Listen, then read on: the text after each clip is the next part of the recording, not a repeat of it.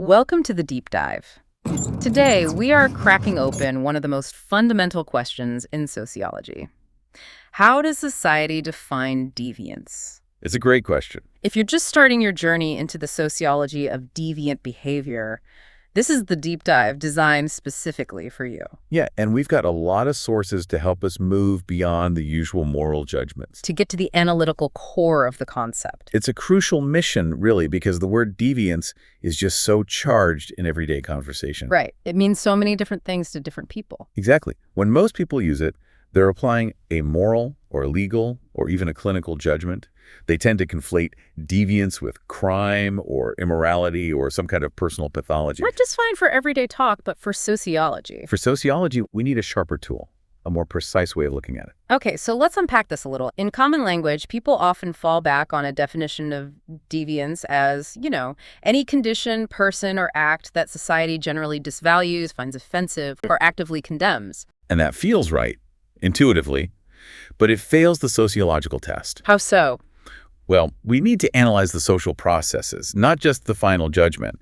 For us, deviance is emphatically not an intrinsic quality of an act itself. Murder isn't deviant just because it's inherently evil. It's deviant because society has established rules against it. Deviance is what we call a relational status. A relational status. So it's about the relationship between the act and the society. Precisely. We study how a society generates norms, how it attaches specific meanings to violating those norms, and, maybe most importantly, how it mobilizes resources and responses to enforce those boundaries. And if we just stick to that simple idea of condemnation, we hit some major analytical walls pretty fast. Two of them, yeah.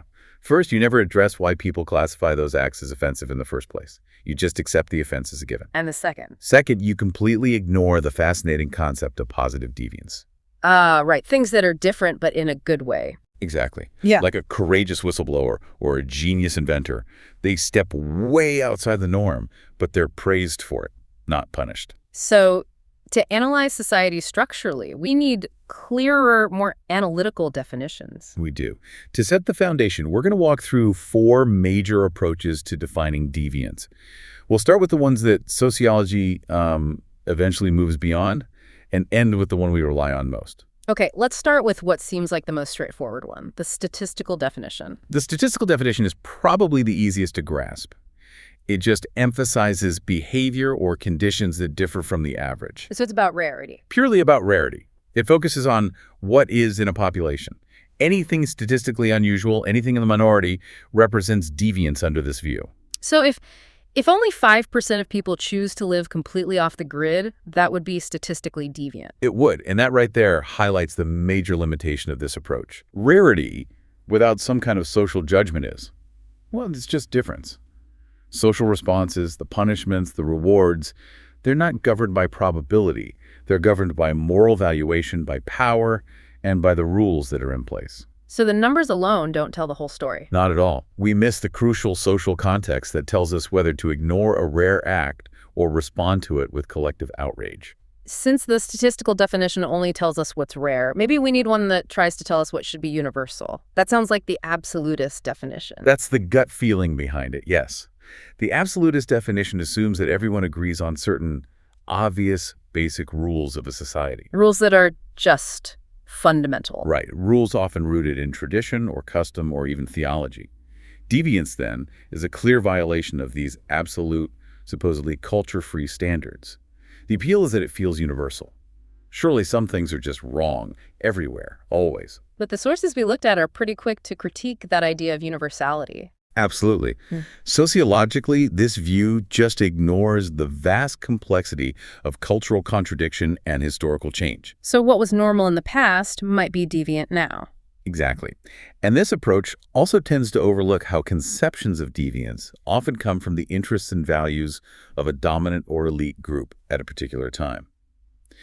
What gets presented as an absolute truth may just be the powerful group's preference. That critique of who defines the rules, that leads us to a really different definition, the reactivist or relativist one.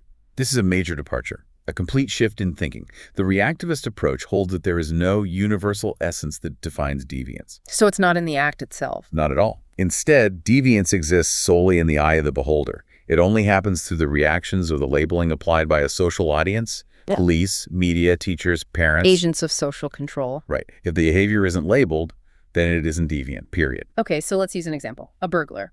If someone breaks into a home, but the act is never discovered, never reported, under the reactivist view, has deviance occurred? Technically, no. That's the logical conclusion. The act only becomes a social reality through the social reaction and the application of that label. It's a powerful idea, highlighting the importance of labeling, but it has a huge hole in it. A massive intellectual critique, yes.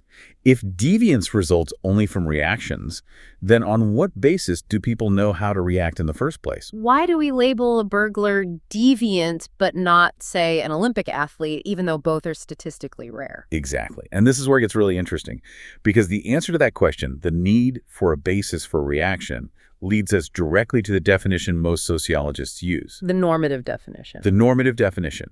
It integrates the strengths of the reactivist view, but it avoids that analytical trap. It defines deviance simply as a violation of norms.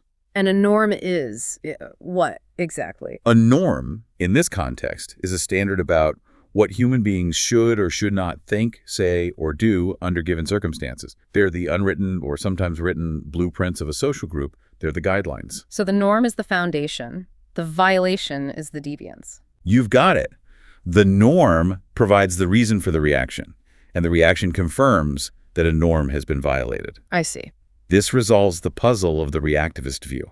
Norms provide the basis for reacting.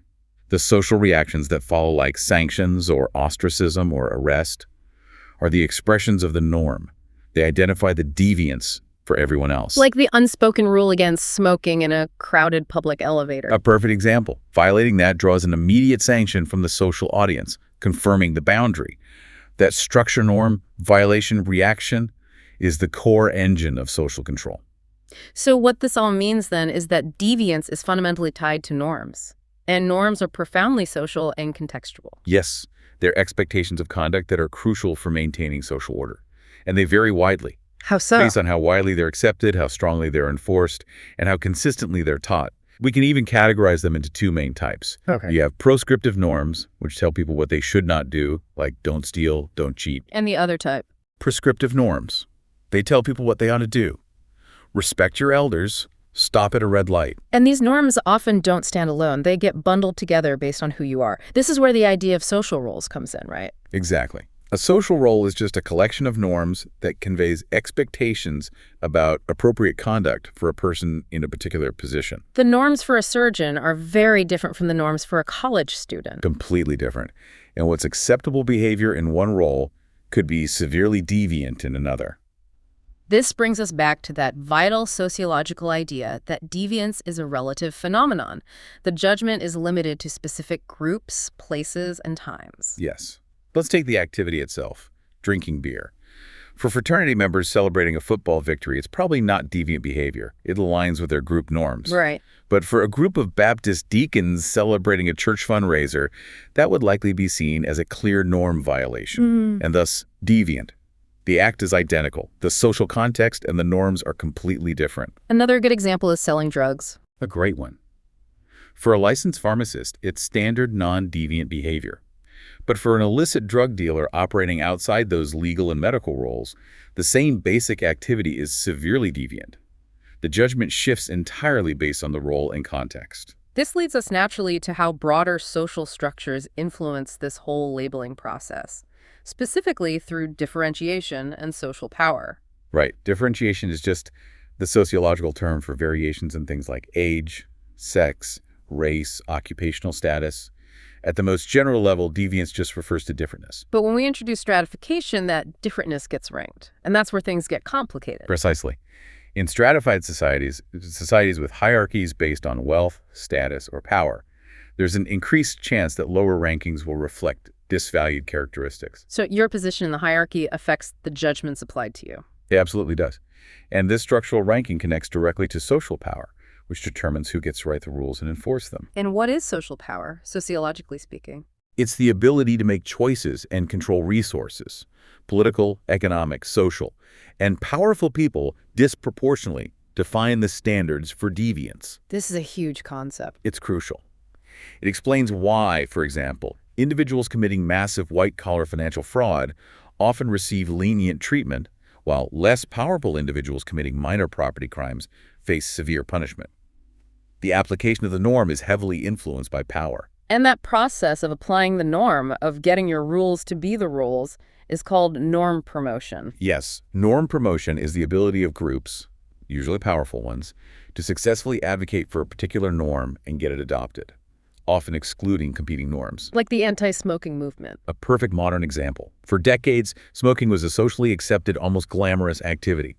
Then groups with medical and public health authority successfully promoted the norm of collective health safety, framing public smoking as a violation of the right to clean air. They redefined the behavior? They completely redefined it, from a private choice to public deviance, resulting in new sanctions and new laws. That relativity really highlights that different groups can have vastly different expectations. Which brings us to subcultures. A subculture is essentially a culture within a larger culture, a collection of norms, values, and beliefs that's distinct from the dominant one.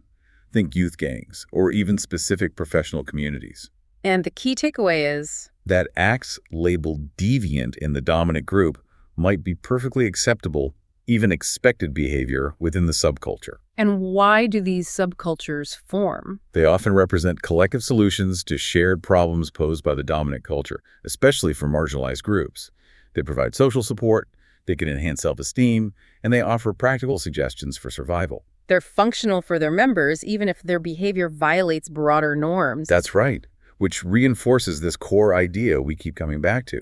Deviance isn't inherent in an act. It's created by society. It's a social construction. Absolutely. It's a socially constructed and created condition. It happens when powerful groups perceive threats and then try to alleviate those threats by promoting the legitimacy of their own priorities. Like historical moral panics. Exactly. The focus on missing children in the 1980s, or the panic over supposed satanic cults.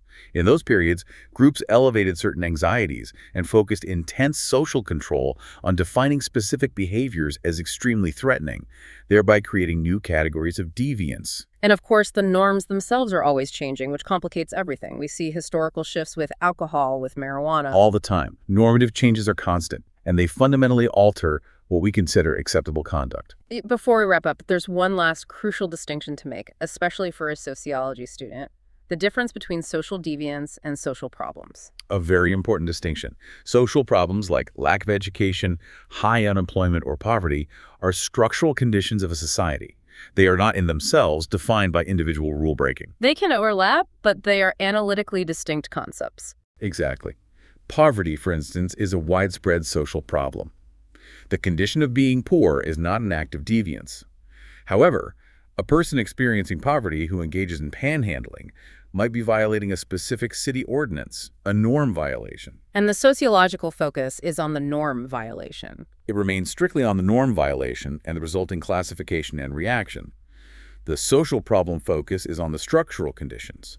We have to be careful not to conflate the two. This has been a deeply informative look into the core of what deviance means sociologically. For you, the listener, the key takeaway should be clear. That deviance is a dynamic social classification based on the violation of norms.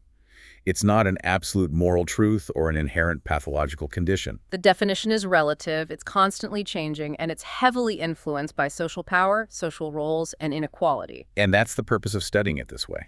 This kind of analysis intentionally displaces our personal moral intuition and replaces it with a structural and relational analysis. It lets us ask how and why specific rules are created and enforced. And who benefits from that enforcement? Deviance acts as a powerful symbolic marker, defining the boundaries that society is most anxious to defend. So, given the predictable patterns of normative change we've discussed, how activities like smoking have shifted in definition over time, what current activity that we view as relatively normal, perhaps related to personal data privacy or the use of AI, might, a few decades from now, become a focus of strong normative dispute, challenging society's current definition of acceptable behavior? That's a profound structural question. Something for you to consider as you dive deeper into this subject.